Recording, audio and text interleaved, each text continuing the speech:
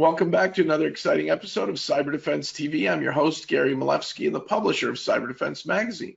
Sitting in my hot seat today is a very special guest. He's the founder and CEO of Difenda, Difenda.com, and it's Manoj Arora. Manoj, welcome. Thank you very much, Gary. How are you? Good. And Difenda is doing something that's very innovative to help companies augment their cybersecurity posture, their risk posture, their compliance posture. Tell us about who you are, how you do it, and why technology isn't just the answer.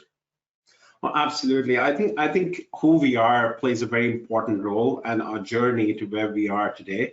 We started in 2008 as a services company. Our primary objective was to solve customers' problem. And fast forward, as we moved through last 8, 10, 12 years of evolution in cybersecurity, it became pretty apparent that, cybersecurity in itself became a big problem to solve. And it wasn't any one vendor solving it all together. So it was very important to pick a subspecialization and kind of go deep in the stacks. That's where Difenda has basically evolved into in last 3 years specifically. And the most important problem that we are now focused on solving is on delivering the outcome the customer is expecting.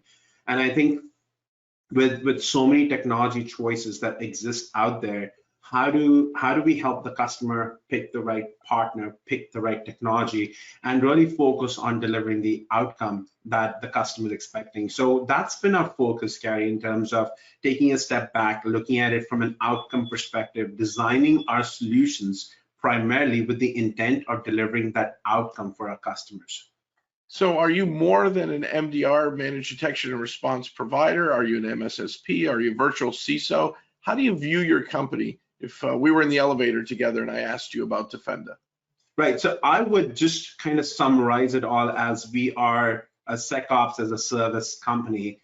And kind of then when you get into the grassroots level of how SecOps has to be delivered, what are the core components? We cover each and every one of them, including MDR, advanced vulnerability management, offensive security, incident response, certificate lifecycle management, brand and identity protection. So that's basically all of our services delivered as part of Difenda Shield for our customers.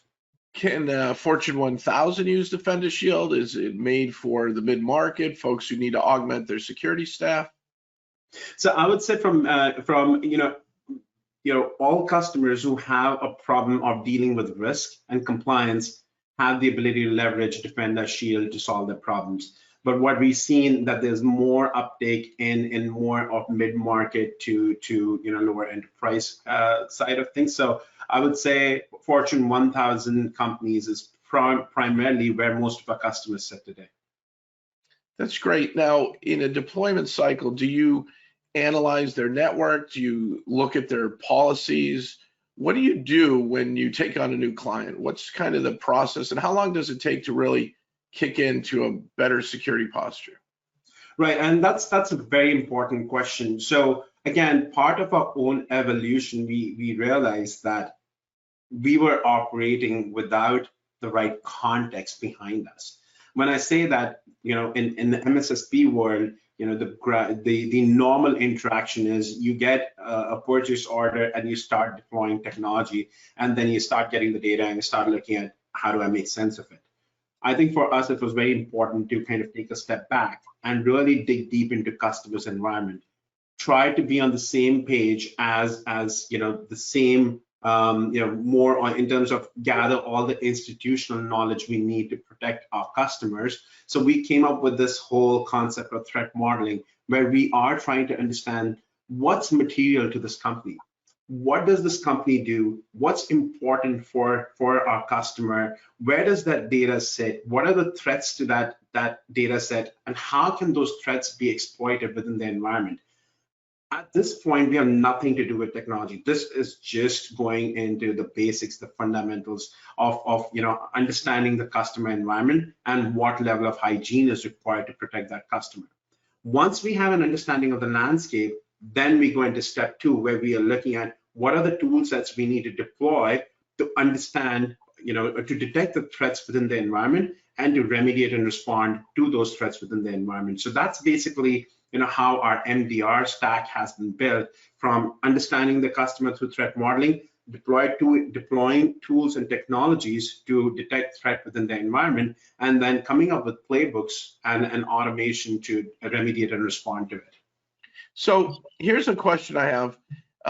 You get in, you find people and processes, you find issues and concerns, and are you finding since COVID, the remote workers become the #1 problem, or is it shadow IT? Is it IAM, identity and access management? What are you finding in general? Are there common threads of problems that you're finding since COVID hit? Yeah, so I think since COVID, all three areas that you highlighted, Gary, have become a big problem. With the push or more of a sudden push to kind of go remote, companies were pushed and forced to basically adopt a BYOD policy. And this wasn't just related to their cell phones. This is now covering the entire stack. Like, people are bringing in their laptops, they're working from different desktops and laptops and different environments, given what's available within the home environment. So we are looking at a complete hybrid mix of endpoints that we are trying to protect. So that becomes an area of focus. Along with that, the user identity becomes a core area of focus. Now the data is now, when I was talking about threat modeling, we are tracking the data and its footprint across the environment. Now the footprint has split across multiple environments. Some of them is in cloud, some of them is on their desktops and their laptops. So the goal has become, again, to look at it holistically. So it's extremely important to protect the identity. And what we've also seen in post-COVID world, that the identities of employees has been under a huge threat, and there's an immense amount of pressure to protect the identities, which again comes back to what's the core approach of kind of solving it, having a good understanding of where the data sits, and to your point, shadow IT adds to the complexity, because now your data has fractured even more, and it's sitting on different areas. So how do you kind of collectively build that line of sight? You have a good understanding of where the data resides and a good framework in place to protect that data from being exploited.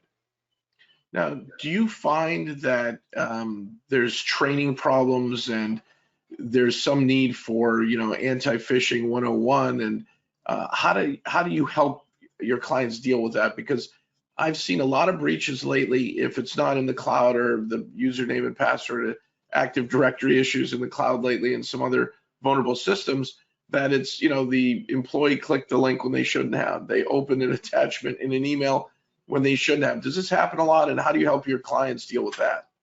Oh, absolutely. I think 90% of the issues, Gary, are arising from lack of basic hygiene. It's somewhere someone clicking on that link, and that starts the chain of problems, as the kill chain talks about. So our focus has been, one, how do we detect it as quickly as it happens so we are able to contain it, and how do we prevent it from happening again, which really kind of takes us to end user awareness and training. And that's been our core focus, and also the focus of our customers, essentially. So we partnered up with KnowBe4. It's part of our Difenda stack service, where we're deploying that end user awareness training as part of our service itself, really to kind of highlight, one, the relevance of the program and educating the customers, and also to leverage it as an effective training tool. So when a malicious email lands in your inbox, you end up clicking it, we are able to detect that problem, and now we understand that this user has been phished. So it's very important now to kind of train and educate the users. So we will automatically enroll them for the training program. They go and take the 5-10 minute class, refresh their skill sets, understand what happened, and they go on with their lives. So that allows us to kind of fix, like in security, it's defense in depth. So first educating the customer, and then also making sure that the right tools and infrastructure exists for us to detect those risks being introduced within the environment and mitigating it before it causes any material damage. Now, does Difenda offer 24/7? Is there an SLA that's similar to traditional MSSP? Is there something you're doing a little different? How do I get a hold of you when there's an issue, or do you have a team 7/24 keeping an eye on my network and my endpoints? I think that's again a very, very important question. 24/7 has become table stakes for most of our customers. It's funny when customers come and ask us, is there a different service level that you can offer 8x5, something along those lines? And I just don't know how to answer that, because I cannot go back to a customer and say, hey, you got compromised when we were not monitoring you. That's not an acceptable answer. Even from our standpoint, I think we'll be doing a disservice to our customers if we go down that road. So we do have 24/7 standard SLA for all our customers. We do have gold standard in terms of how quickly we detect these threats and mean time to remediate and respond.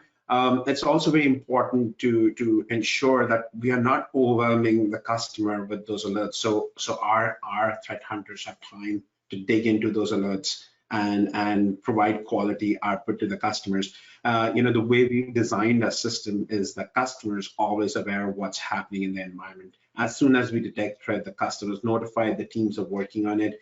It's all done centrally through a central portal, and really allows our customers to maintain complete line of sight as to what's happening within the infrastructure. We are not one big black box where data goes in and we'll only wave a hand when we see trouble.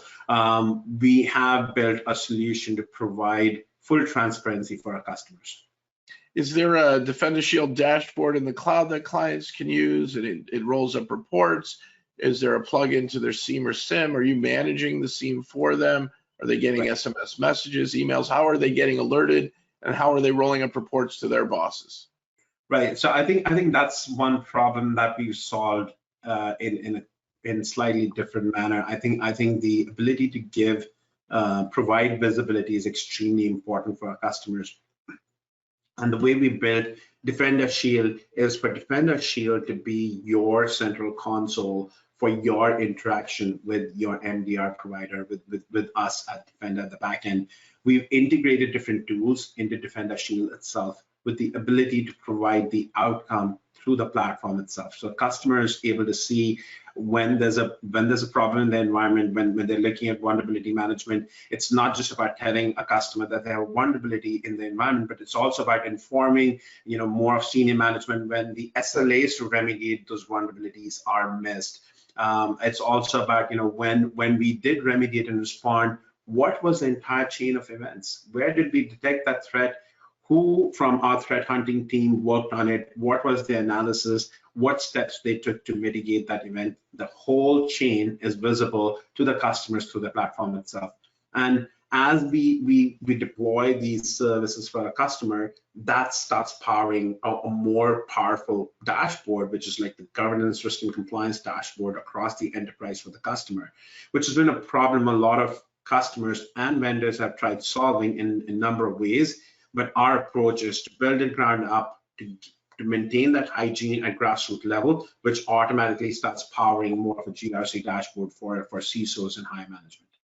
Do you take the false alarms and the red alerts that shouldn't be red alerts and all the noise that normally happens in network environments that cause people to go into firefighting mode? Do you take that all away for them and make it easy and simple to understand what a real vulnerability is or a real threat, when it's serious, when it's not? Great point.